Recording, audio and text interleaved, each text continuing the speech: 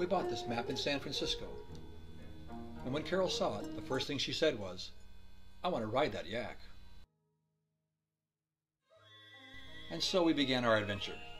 It started with a plane ride to Moron, a small town in the northwestern part of Mongolia. From there, we began our 100-mile, 4-hour journey north towards the Russian border and Lake Hovskol. And once again we passed the ever so familiar yet still fascinating yak trains, a symbol of these nomadic people. And always with the incredible vistas and the blue sky of Mongolia as our backdrop. When we arrived at Hovskol, we found this magnificent 80-mile long, 20-mile wide lake still completely frozen over. We had come to Lake Hovskol to meet and visit with a family of yak herdsmen who were to show Carol how they've used the fiber. We had just settled in at the camp when an employee recognized the picture on the front of our Mongolian map. It was that of her brother, a picture taken 10 years ago when he was a small boy. And not only that, but it was the very same family we were to visit the next day. And visit them we did. And it was here that I met one of the most fascinating women that I'll ever meet in my lifetime. And who will be forever known simply as the Ger Lady.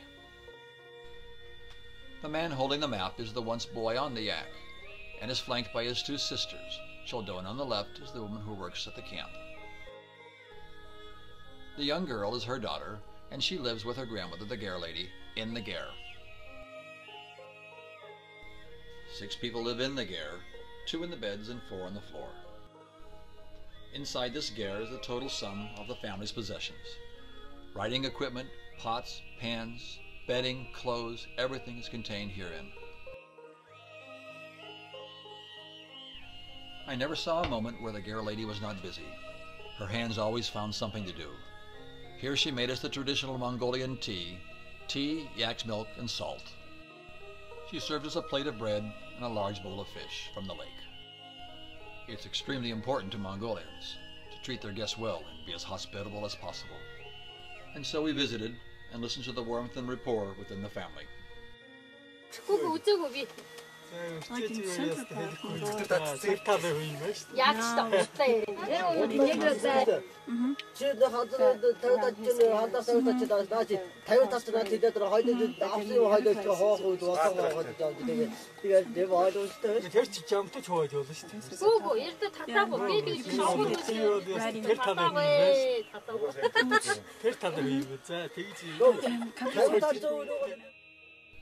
We asked questions of their lives and they asked the same of us. Afterwards, with their cigarette always handy, it was time to show Carol what she'd come to Mongolia to see.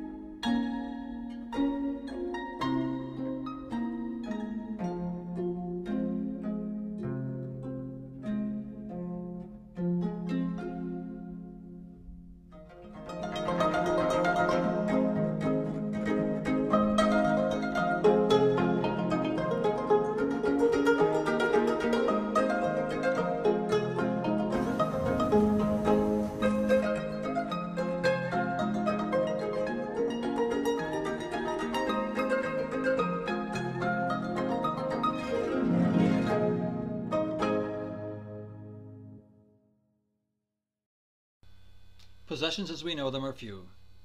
Here an ancient rifle, adorned with a tripod for better aiming, waits and ready on the wall.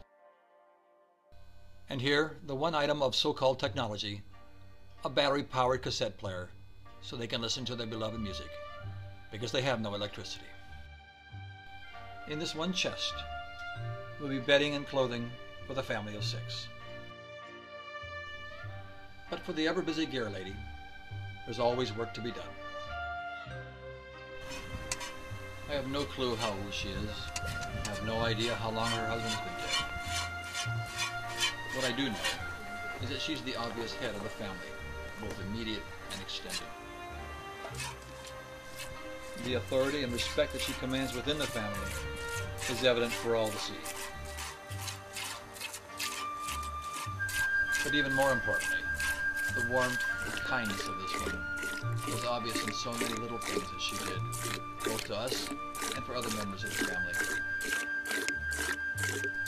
And she has about the nicest pair of eyes that you could ever hope to look into. And family is everything in Mongolia.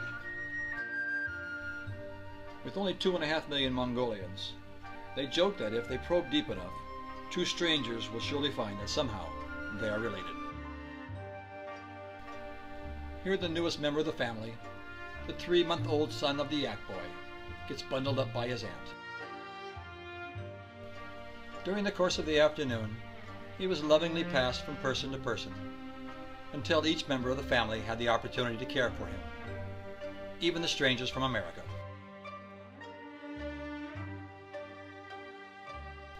Mongolian children learn about family at a very early age.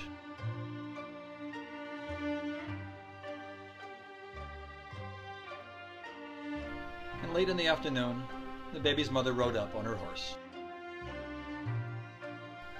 And like all Mongolians, being in the saddle for her was as natural as being on the ground.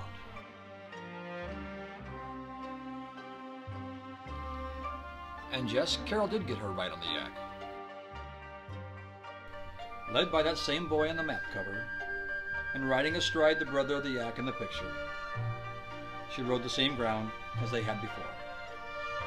Life's a circle. The trip to Mongolia was made up of many wonderful moments, but the best of all was that of the boy on the yak and the Ger Lady. This beautiful, timeless face will always remain clear to me. She's one of the most dignified persons I've ever met, and certainly one of the most unforgettable.